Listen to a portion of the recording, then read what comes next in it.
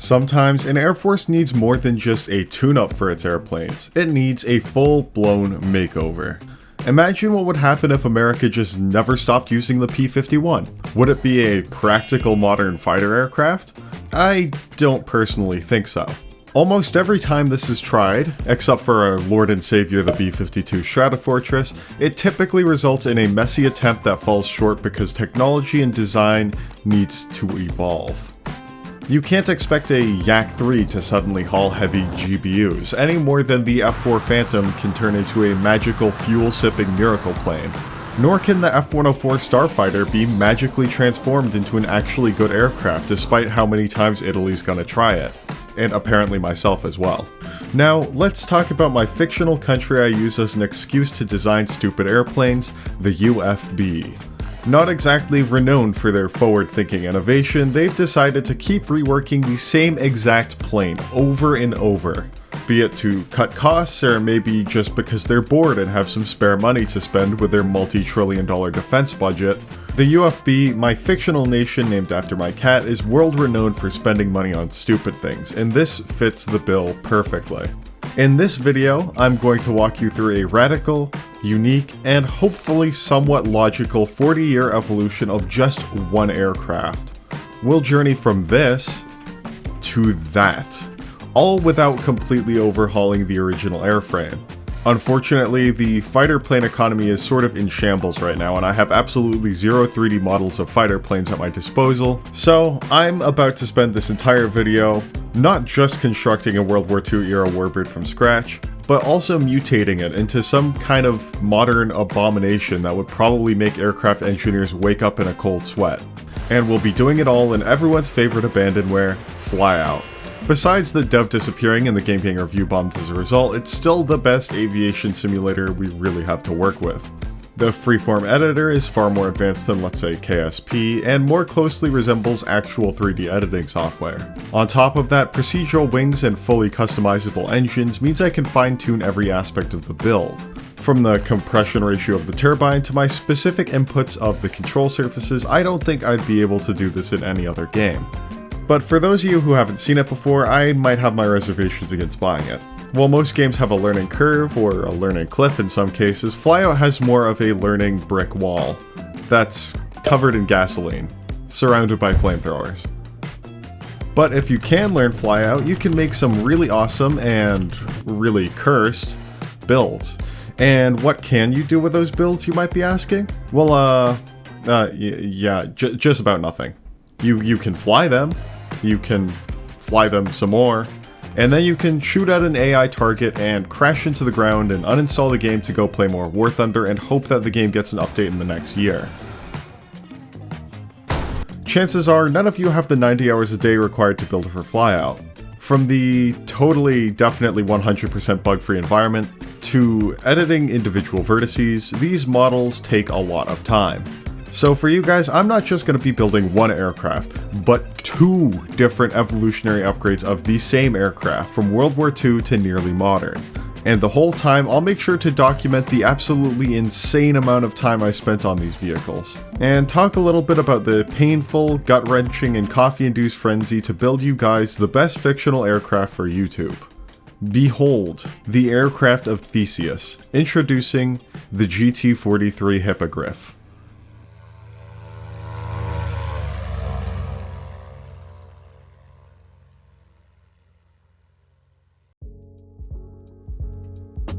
Alright guys, so the very first thing we need to do before experiencing the joys of looking at a designer for 50 hours is decide what type of plane we should be using. The biggest issue with evolving an aircraft is that airplanes tend to get a lot bigger. Some of the largest World War II fighter aircraft, such as the Dornier 335, are still shorter than some of the smallest supersonic jets, such as the F5. And while we aren't turning it into a supersonic jet, even things like the A-10 Warthog are still substantially larger. Luckily, I have just the aircraft plan to hopefully keep things interesting.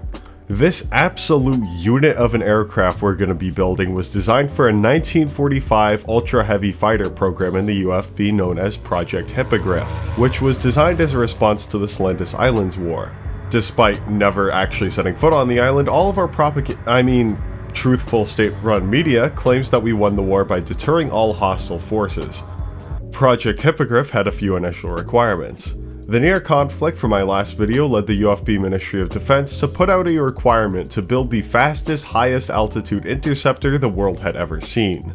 Now, the UFB, named lovingly after my cat, is a borderline genocidal, warmongering imperialist nation hell-bent on spending as much money on stupid aircraft as possible. So today at the workshop, the coked-up engineers at GT Motors is working on the UFB's next superfighter. Built just before the mass takeover of turbine-engine fighter aircraft, the GT-43 is the pinnacle of piston-engine aviation. During this time period, it was very common for aircraft to be designed with some sort of diameter or tolerances of an engine in mind. You usually had some sort of engine, maybe from another plane, maybe a modification of an engine from another plane, and you tried to use it on whatever you could. This made things easier to produce, easier to work on, and was generally just the way things went. As we progress on to later variants of the build and more engines get introduced, we'll change the design to introduce the new one. But any good build always starts with a good power plant. This is the MR14417S. That mouthful is part of GT Motors' horrible naming conventions that kinda sound like Germans trying to name a car, or perhaps a random number generator, but I promise there's actually a reason for it. This engine was the power plant inside the GT-24 Cyclone, the ground attack aircraft from my last video. This will not be the engine we use for our plane. Instead, we're using the MR28834T. What's the difference, you might ask? Well, first, it's just the same name but multiplied by 2. At the GT Motors Aerospace division, we only did the most advanced upgrades. We took the original engine, stuck another one on the back, and combined them and gave them a turbocharger. Very scientific. That being said, this engine was actually a lot more work than you'd expect. Fully redoing the intake manifolds and exhaust headers to avoid the new radial heads, complete rework of the crankcase, gearbox, propellers, and giving it a 3.73 meter diameter counter-rotating propeller thanks to the absurd amount of engine torque this thing generates. The two names I gave you earlier are a bit of a mouthful, so the maintainers, as well as ourselves, are going to refer to them as the Vulcan 2 and Vulcan 4. Between the 2 and the 4, the main thing that changed was the number of cylinders. It went from a 2-row to a 4-row, and also, this specific model, the T, also has a turbo supercharger system running exhaust gases to the tail of the aircraft where a gigantic 50-centimeter turbo supercharger sat. From there, the air inlet duct would bring pressurized air to an intercooler, throw it through an engine-driven impeller to compress it further, compressing the air above 2.3 bar at the manifold. From there, the manifold would distribute it to all 28 cylinders, taking up an astounding 83.4 liters of cylinder volume. That makes this engine slightly bigger and slightly more powerful than the famous Wasp Major engine, which was just about the biggest and most powerful production piston engine put on aircraft. This engine produced an astounding 3,300 kilowatts or 4,400 horsepower on takeoff. Now that's a lot of horses. All this fancy talk essentially means this wasn't a plane with an engine, it was an engine with a plane built around it. The GT Motors' obsession with radial piston engines stemmed from the fact that they were easier to work on, as the cowling could be removed and immediately expose the entire top end of the engine without having to worry about navigating around advanced and intricate water cooling systems. On top of that, it's also a bit more durable. When a water-cooled engine takes damage and the cooling system ruptured, it may leak coolant, and without appropriate cooling it'll overheat, detonation will occur inside the cylinders, and you'll gracefully and elegantly fall out of the sky as a burning wreck of an aircraft. An air-cooled engine, on the other hand, only has to worry about its oil. In the event of engine damage, the aircraft will be far more likely to limp back to base without having to worry about overheating, or just falling out of the sky in general. Furthermore, the Vulcan 4T used a turbo supercharger configured in the tail, as mentioned before. As we refer to them in the modern age, it's just a turbocharger. Turbochargers can be nightmares for plane development, and in order to house this turbo, we needed an absolutely gigantic amount of internal space. On top of this, intercoolers and oil coolers just for the turbo were needed, increasing design complexity substantially. So the question is, why would someone use a turbo if they're so difficult to cool? Well, let's look at why planes need forced induction in the first place.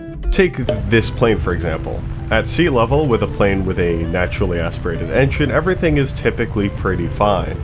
If you look inside the intake manifold, just behind the throttle body, the air is streaming into the engine at a steady pace just below 1 bar.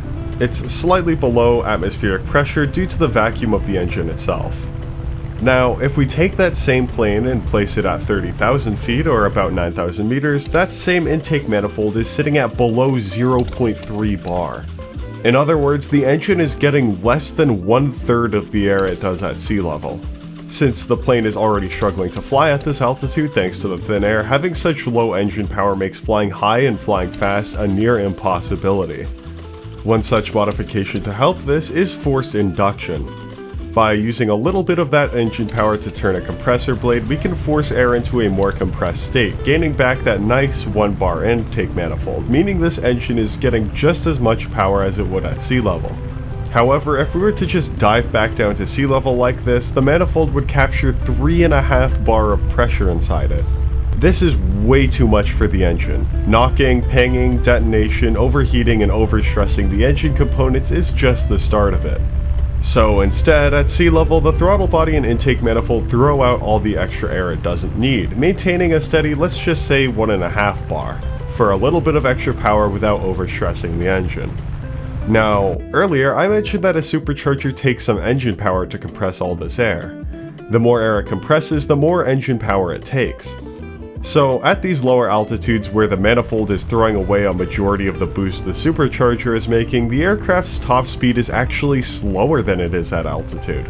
All that extra engine power it's using is bogging it down a little bit. The turbocharger, on the other hand, it does not care. The turbocharger uses the exhaust gases to drive an air compressor as opposed to a direct linkage to the engine, which means that with appropriate wastegate configuration, absolutely zero extra power is taken from the engine. Turbocharged aircraft can enjoy the benefits of a supercharged aircraft without the low altitude drawbacks. Now, if inside the engine you couple that turbocharger and supercharger together, you could trade just a little bit of that low altitude performance for some insane high altitude performance. One such aircraft to employ this method was the P-47, which achieved some of the best top speeds and altitude performance of any aircraft of World War II. Our aircraft was primarily designed as a high altitude interceptor meant to loiter at high altitudes and dive on any aircraft that challenged the airspace. Because of this, the turbo supercharger system similar to that used in the P-47 was a perfect choice. Thanks to the unique setup of the engine and the absolute engineering nightmare of ducting this aircraft had, there are a few misconceptions on the design. For example, despite what you might think, this in the front here isn't actually the air intake. This is. In the front, that's actually another cold air intake for the engine oil cooler, which splits through this exhaust valve on the right. This exact same exhaust valve on the left, which simply doesn't have a shutter, is the exhaust for the intercooler. Inside the rear, you have an intake and oil cooler for the turbo, which gets its own entire dedicated oil system where the turbo supercharger itself drives the oil pump through the turbo and reservoir. The smaller oil cooler on the left is an assistance to the main engine's oil system, which gets a total of 2 oil coolers. You might think these exhaust valves are the exhaust for the aircraft, but they're actually the wastegates for the turbocharger. And the turbocharger exhaust runs in these pipes to the back of the airplane. It runs semi-embedded into the fuselage of the aircraft with cooling vanes in order to cool down the exhaust gases as much as possible before they reach the turbo. Since this is sort of a hazard for the pilot getting out of the aircraft, they also have small heat blankets in the areas where the pilot may embark or disembark from the aircraft. I also included some extra margin behind that in case the pilot decides to bail out. In terms of power, the plane was a dream for the pilots, and for the maintainers, well, nightmares are dreams too. Regardless, the setup for the nose counting and radial motor should help keep maintenance times from being absolutely ludicrous, albeit definitely not a low maintenance aircraft like the GT-24.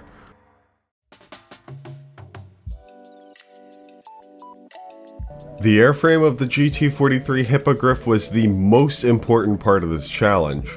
Since we would eventually be turning the Hippogriff into a somewhat modern aircraft, the airframe needs to be able to accommodate the modern features.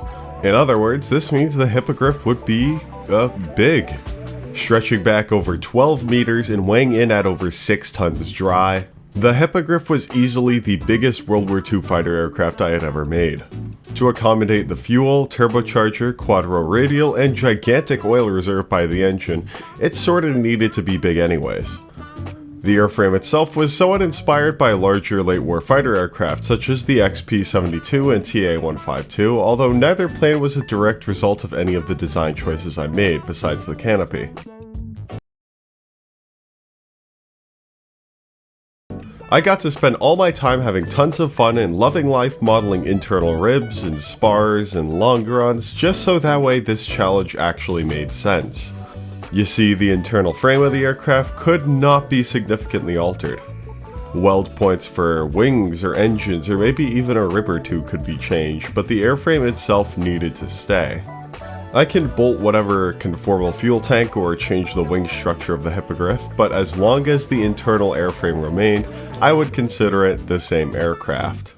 As for the wings themselves, they were a little bit sensitive to ground impact, but despite this, it could pull 14 Gs. This is what I'm coming to know as the fly-out wing loading paradox, which happened with my last build too.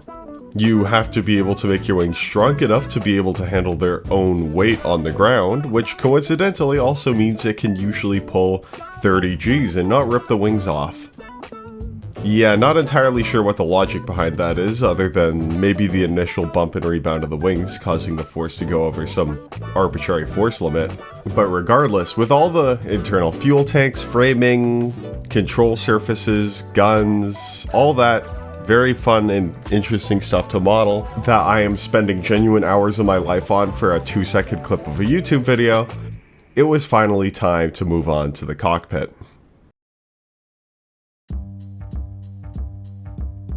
The cockpit of the GT43 had some striking similarities to my last plane, the Cyclone. There are a few reasons for this. Reason number 1, I kinda stole everything that wasn't bolted down from the Cyclone cockpit, and even the things that were. For those of you uninitiated, the cockpits in flyout are easily the most time-consuming part of any build, and to make one with individual custom gauges where I paint, model, and make it move with a little needle inside of it, that would genuinely take longer than the entire plane, internal ribs, paint, and engine combined. Second of all, it's made by the same company from a similar era using similar components with a flight management system that was comparable. It would honestly be a design flaw if I didn't reuse components. So instead, the Cyclone is my donor plane. I just spent all my life doing cockpit building for this Cyclone in my last video, which unironically caused the video to become delayed by 2 weeks. So for this video, by taking the cockpit and strategically transferring entities to an alternate location, or stealing it, we were able to shave off 70% of the cockpit building time that would have otherwise been required. That being said, a few extra changes were made as well. On top of all the fun things the GT24 cockpit had, I also added IFR equipment such as a full ILS suite, a tail warning radar, and a gauge design similar to the Taycan or VOR navigation system, but instead designed purely for overseas combat. You see, during night missions, one of the most important things was navigation. One such technology invented for this was the radio navigation system. If you set up a radio beam pointing towards your target, and a second radio beam to intercept that initial beam, you could effectively guide a bomber towards their target and tell them when to drop. Later on, it was discovered that if you set up any more than a single omnidirectional radio tower, the pilot could effectively figure out exactly where they were on the map using the parallax between them, regardless of visibility conditions. This was a crucial focus of aircraft that will be flying in low visibility, such as night or just general IFR, including clouds. And although this plane isn't a dedicated night fighter, these modifications allowed it to at the very least navigate long ranges in a variety of limited visibility conditions.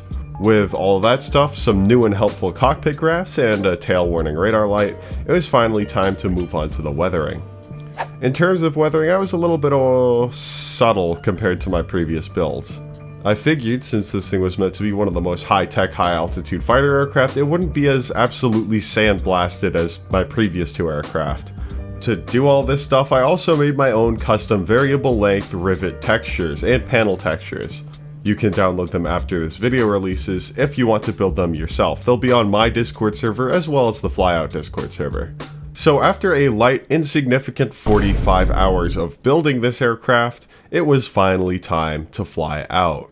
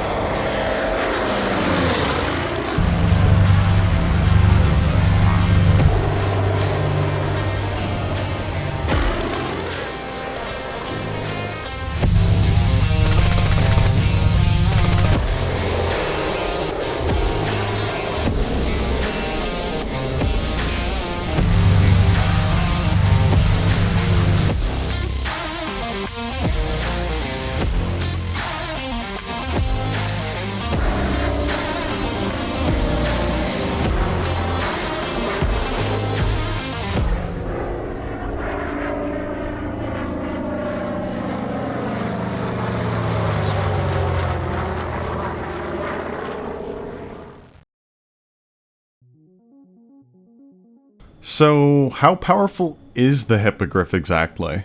The cinematic might be cool, but how do we know it's actually a good plane? Well, while I do my takeoff procedure here to show you guys the internal details that I skipped for the whole video, I'll also compare it to a real-life aircraft, the P-51.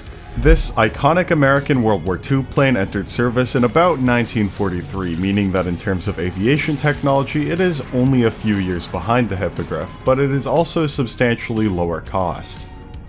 However, that being said, the high cost of the Hippogriff might just pay off, as its performance is essentially unmatched. At sea level, its top speed is 377 knots, which is already ludicrously fast. However, at an altitude of 11,000 meters, or 36,000 feet, the aircraft achieves a top speed of 474 knots, or 877 kilometers per hour. That's just barely faster than the Me-262 jet fighter, and faster than any other piston-engine production aircraft of World War II. So what exactly does any of this mean for the aircraft? Well, it means that in terms of the time period, it really is the pinnacle of piston-engine aircraft, being a powerful interceptor and fighter at all altitudes. Due to the high speed and heavy weight of the Hippogriff, the pilots would likely be taught to engage with aircraft in a lower energy state, instead using its superior speed and altitude to prevent opposing aircraft from achieving a target solution on the GT-43. When it comes to fighting jets, which this aircraft would certainly be doing, these same tactics would likely be applied, as the static thrust of the Hippogriff is much higher than any jet aircraft, as well as having similar top speeds. While the Griff's initial purpose was a high-altitude interceptor, the war it was designed to fight for never actually happened. So instead, in the meantime, while waiting for another war, its multi-role capabilities helped it lead attacks on dirt-poor nations that may also have some limited air forces, as it could outspeed or out-energy just about any plane they could throw at it. The thing is, the UFB, along with its pilots, absolutely loved this plane, and as a result tried to keep it in service as long as possible. I'm sure you see where this is going. It was said by our 1947 Minister of Defense, Boumquifa L. Doyle, that our best young men, women, and children should be able to experience the joy and freedom of flying a GT-43 into glorious combat for our nation. And so, Project Hippogriff's fate was sealed, extending it into the future as a prominent, cutting-edge combat aircraft for the UFB. So, fast forward it to the year 2004. What has changed about the Hippogriff to allow it to fight in modern combat? Well, let's introduce the GT43M Super Griff.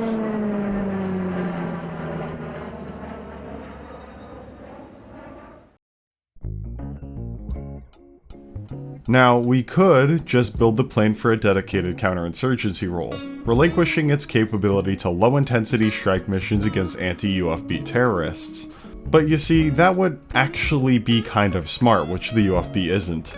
Instead, the UFB Ministry of Defense approved the Super Griff for an update package that would completely update all of the aircraft's combat systems to the leading edge of technology, including its air-to-air capabilities.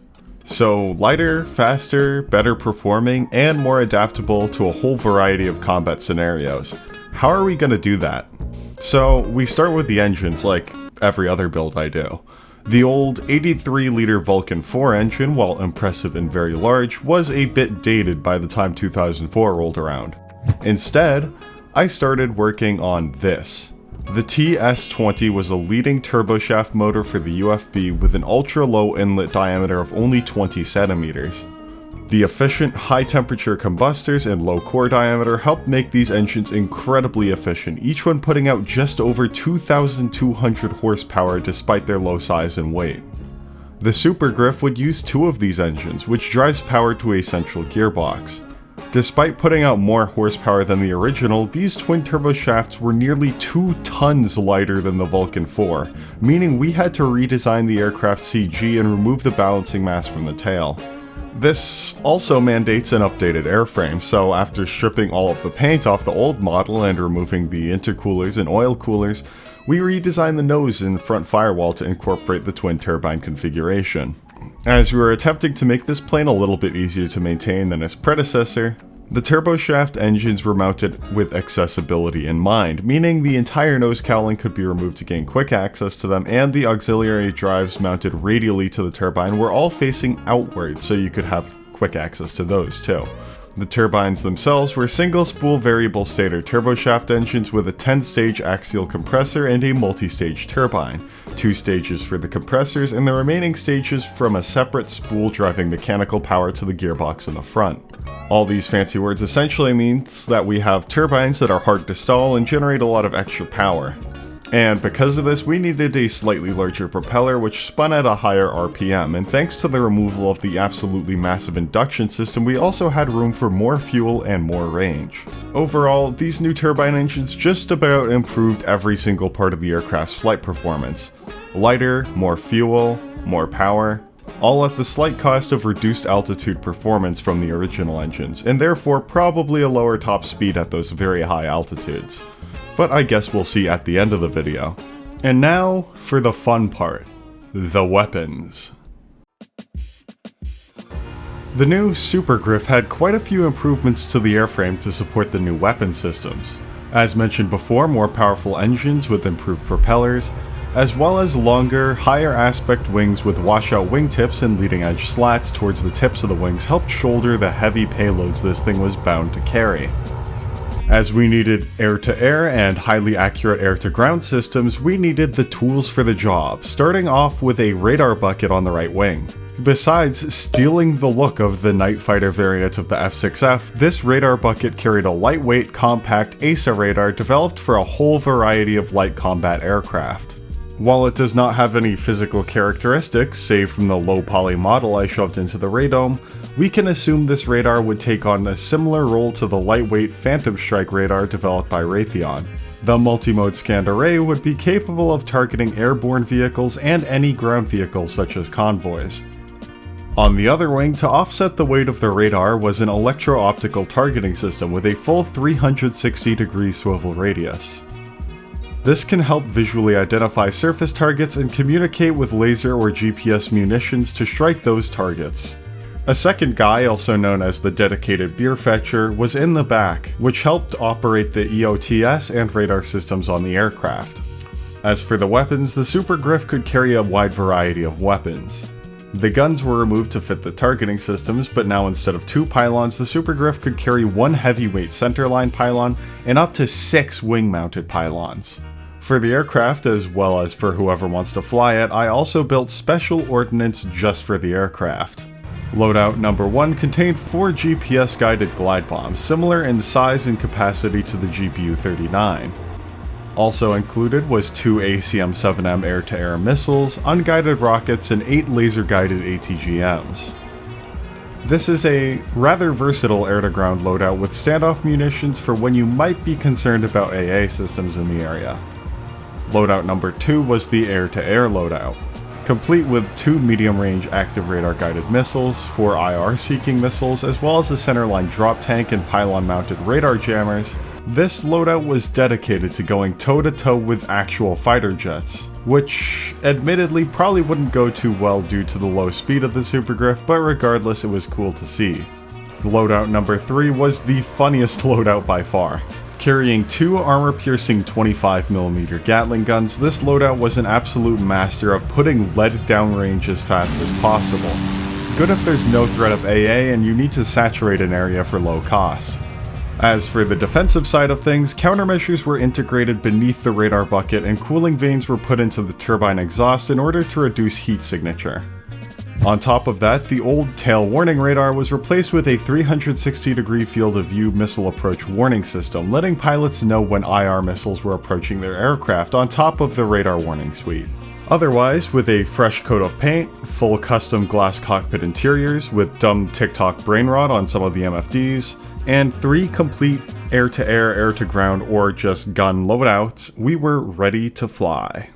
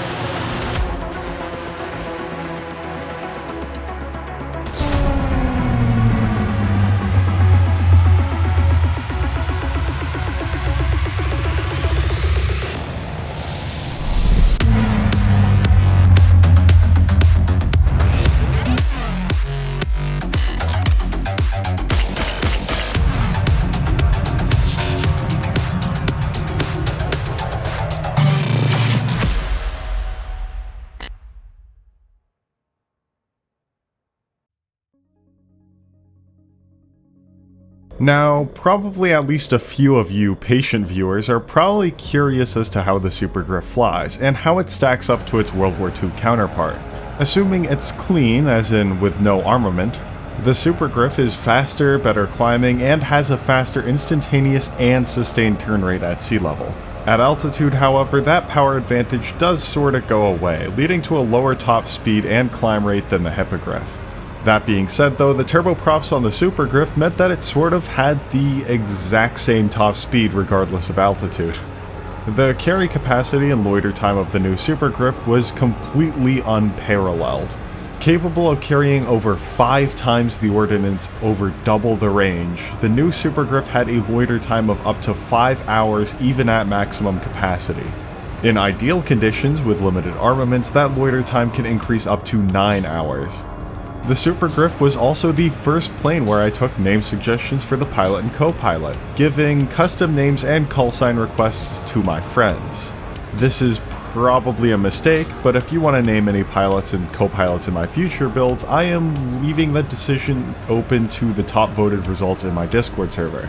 So from now on, every single name is probably going to be a nightmare or some obscure reference that I don't get.